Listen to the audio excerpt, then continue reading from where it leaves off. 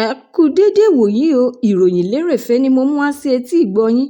Ẹ jọ̀wọ́ ẹ wá nǹkan fìdílé láti tẹ́tí sí ìròyìn lérèfé tòní láti ẹnu ọmọ yín ìyáàfin Lydia Ọbọ́fálẹ́yẹ.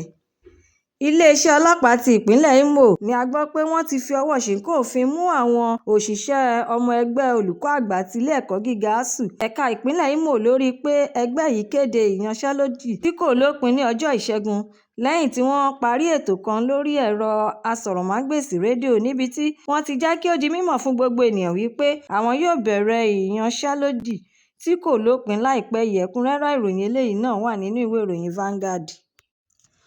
Olùdíje fún ipò gómìnà ti ìpínlẹ̀ Ọ̀ṣun lábẹ́ ẹgbẹ́ òṣèlú All Progressives Congress (APC) Aṣíwájú Munirudeen Bọ́lá Oyèbánjí (AMBO) ti tako ètò ọrọ̀ ìṣúná tí gómìnà Adémọ́lá Adélékè ń sọ̀rọ̀ wípé gómìnà àná tẹ́lẹ̀rí ti ìpínlẹ̀ Ọ̀ṣun lábẹ́ ẹgbẹ́ òṣèlú All Progressives Congress (APC) Gbóyèga Oyètọ́lá kò fi owó kankan sílẹ̀, ṣùgbọ́n tí Oyèbánjí sì ń sọ pé owó tó tó bílíọ̀nù 15 (15 billion naira) ni Oyètọ́lá fi sínú àpò ìṣúná kí ó tó kúrò nípò gómìnà, tí gómìnà Adélékè tẹnumọ́ pé òun kò bá owó kankan nínú àpò ètò ìṣúná. Oyèbánjí sọ̀rọ̀ yìí ní ọjọ́ Ìṣẹ́gun ní orí ẹ̀rọ Arise TV ní ibi ìpàdé gbàgede ìlú ní Òṣogbo, ìpínlẹ̀ Ọ̀ṣun. Ẹ̀kúnrẹ́rẹ́ ìròyìn eléyìí náà wà nínú ìwé ìròyìn The Nation. Ìpéjọpọ̀ àwọn akọ́ṣẹ́mọṣẹ́ ètò ìlera ti ìpínlẹ̀ Katsina ti ń dúnkòokò lajà mọ́ ìjọba ìpínlẹ̀ wọn, tí wọ́n sì tún jẹ́ kí ó di mímọ̀ pé àwọn yóò gùnlé ìyanṣẹ́lódì ọlọ́jọ́ gbọọrọ tí wọ́n bá kọ̀ jálẹ̀ tàbí kùnà láti tètè yanjú ọ̀rọ̀ ìgbésí ayé àti ohun amáyérọrùn fún ara àwọn láàrin ọjọ́ 21 days. Èyí ni ọ̀rọ̀ tí alága ẹgbẹ́ ti Hospital àti Administrative Pharmacists tilẹ̀ Nàìjíríà, Comrade Ibrahim Balange, sọ fún àwọn akọ̀ròyìn lọ́jọ́ Ìṣẹ́gun ní ìpínlẹ̀ Katsina. Ẹ̀kúnrẹ́rẹ́ ìròyìn eléyìí tún wà nínú ìwé ìròyìn This Day. Ìlúmọ̀ọ́ká olórin ní Davido ti ké síta tí ó sì tún pe àkíyèsí gbogbo ènìyàn sí ọ̀rọ̀ tí aṣòfin Francis Fádáhùnsí sọ síta ní ìgboro ayé wípé kí àwọn alátìlẹyìn ẹgbẹ́ àwọn kí wọ́n bẹ̀rẹ̀ sí ní pa ọmọ ẹgbẹ́ òṣèlú Accord Party tí wọ́n bá ti pàdé, bí ó tilẹ̀ jẹ́ pé wọ́n ní ìyàwó àti ọmọ, àti pé bí ó bá tún di ọjọ́ ìdìbò kí wọ́n má gbà wọ́n láàyè láti dìbò rárá, wọn ò bá mú ìwé ìdìbò wọn lọ́wọ́. Davido wá ṣe àfikún ọ̀rọ̀ rẹ̀ pé irú ọ̀rọ̀ yìí jẹ́ kí òun rí ìjákulẹ̀ láti ọ̀dọ̀ ẹnu odidi aṣòfin orílẹ̀-èdè Nàìjíríà. Ẹ̀kúnrẹ́rẹ́ ìròyìn eléyìí náà tún wà nínú ìwé ìròyìn Leadership.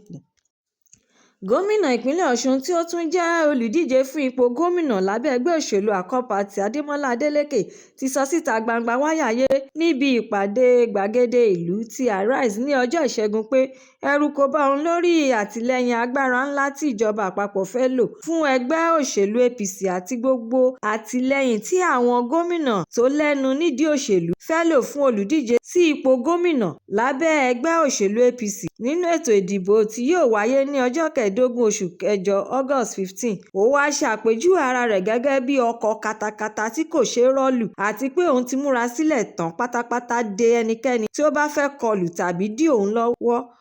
Ẹ̀kúnrẹ́rẹ́ ìròyìn eléyìí náà tún farahàn nínú ìwé ìròyìn Daily Trust. Àwọn òṣìṣẹ́ elétò ààbò ti ìpínlẹ̀ SSS ti sọ fún gbogbo ènìyàn wípé àwọn ti dá ọkùnrin kan tí àwọn ènìyàn mọ̀ sí Mustapha Mawana sílẹ̀, tí àwọn sì tún san owó gbà-má-bínú fún un nítorí pé àwọn ṣì í mú, tí àwọn sì tún fi sí àhámọ́ lórí ẹ̀sùn pé ó wà lára àwọn ajínigbé tí wọ́n jí àwọn akẹ́kọ̀ọ́ 46 pẹ̀lú olùkọ́ 7 gbé sá lọ ní ìjọba ìbílẹ̀ Oríire ti ìpínlẹ̀ Ọ̀yọ́. Adarí àgbà fún iléeṣẹ́ SSS Olúwatósìn Àjàyí ti pàṣẹ ìdásílẹ̀ ọkùnrin náà lẹ́yìn ìwádìí tí àwọn ìgbìmọ̀ wọn gbé jáde síta. Ẹ̀kúnrẹ́rẹ́ ìròyìn eléyìí náà tún wà nínú ìwé ìròyìn Premium Time. Olórí fún G100 Political Pressure Group Saliu Lukman ti ṣàlàyé pé ó jẹ́ ohun tí ó ṣòro láti jẹ́ kí olórí ẹgbẹ́ òṣèlú alátakò méjì ṣiṣẹ́ papọ̀ síwájú ètò ìdìbò ti ọdún 2027. Ó wá tẹ̀síwájú pé àwọn fẹ́ kí Peter Obi àti Atiku Abubakar ṣiṣẹ́ papọ̀ ṣùgbọ́n pàbó ni ó já sí, àti pé ohun tí ó jẹ́ kí ó le kò ju pé ẹnìkan tí yóò di ipò ààrẹ mú. Lukman, tí ó jẹ́ olóyè nínú ẹgbẹ́ òṣèlú African Democratic Congress (ADC), ló sọ̀rọ̀ yìí di mímọ̀ nínú ètò tí iléeṣẹ́ móhùnmáwòrán Arise máa ń ṣe ní òwúrọ̀ ọjọ́ ìṣẹ́gun. Ẹ̀kúnrẹ́rẹ́ ìròyìn náà wà nínú ìwé ìròyìn The Sun. Ẹgbẹ́ olùkọ́ ti ilé ẹ̀kọ́ gíga ASUU ẹ̀ka ti Adékúnlé Ajásin Yunifásítì Àkùngbá Àkókó AAUA ti kéde ìyanṣẹ́lódì àìlópin lórí pé ìjọba ìpínlẹ̀ kùnà láti jẹ́ kí ọ̀rọ̀ àjọsọ ẹgbẹ́ àwọn pẹ̀lú ìjọba àpapọ̀ ọdún 2025 di ṣíṣe. Wọ́n ṣe ìkéde yìí lẹ́yìn tí wọ́n so ìyanṣẹ́lódì ọlọ́sẹ̀ kan kọ́ lórí ẹ̀sùn àìsanwó oṣù wọn àti lẹ́yìn ìgbà tí wọ́n tún ṣe àyẹ̀wò ìwé-ẹ̀rí owó àsankù tí ìjọba ìpínlẹ̀ tún san kù. Ìyanṣẹ́lódì yìí tàn dé àwọn ilé ẹ̀kọ́ gíga ìpínlẹ̀ tí ó wà ní ìpínlẹ̀ náà. Ẹ̀kúnrẹ́rẹ́ ìròyìn eléyìí náà tún farahàn nínú ìwé ìròyìn The Guardian. Alága fún Northern Christian Association (NCA) Rev. Joseph Hayab ti jẹ́ kí ó di mímọ̀ fún gbogbo ènìyàn wípé kì í ṣe Mùsùlùmí nìkan ló dìbò fún Ààrẹ Bọ́lá Tinubu àti igbákejì rẹ̀ Kazeem Shettima nínú ètò ìdìbò ọdún 2023. Ó sọ̀rọ̀ yìí jáde síta nígbà tí ó ń fèsì sí ọ̀rọ̀ tí òjíṣẹ́ Ọlọ́run ẹlẹ́sìn Mùsùlùmí kan, Sheikh Sani Yahaya Jingir, ń gbè lẹ́yìn Tinubu Muslim ticket síwájú ètò ìdìbò gbogbogbò ti ọdún 2027. Hayab tún wá tẹ̀síwájú nínú ọ̀rọ̀ rẹ̀ pé kí àwọn ẹlẹ́sìn Mùsùlùmí má ṣe tọrọ ìdáríjì nítorí pé wọ́n ṣàtìlẹ́yìn fún olùdíje ti ẹlẹ́sìn wọn àti pé wọ́n pọ̀ wọ́n sì tún jẹ́ ìlú mọ̀ọ́ká. Ó wá rọ̀ wọ́n láti lo àǹfààní agbára pípọ̀ wọn kí wọ́n fi lépa èròǹgbà òṣèlú wọn. Ẹ̀kúnrẹ́rẹ́ ìròyìn eléyìí náà wà nínú ìwé ìròyìn Punch. Ìlúmọ̀ọ́ká ìràwọ̀ Afrobeat David Adeleke tí àwọn ènìyàn túmọ̀ sí Davido ti kọ̀wé sí ààrẹ orílẹ̀-èdè United States Donald Trump ohun tí ó ń kan lóminú lórí wàhálà rògbòdìyàn ìbẹ̀rù àti dídà omi àlàáfíà ètò ìdìbò sí ipò gómìnà ti ìpínlẹ̀ Ọ̀ṣun tó ń bọ̀ lọ́nà rú. Èyí tí àbúrò bàbá rẹ̀ gómìnà Adémọ́lá Adeleke náà wà lára olùdíje tí ètò ìdìbò náà. Ẹ̀kúnrẹ́rẹ́ ìròyìn eléyìí náà tún wà nínú ìwé ìròyìn Nigeria Tribune Online.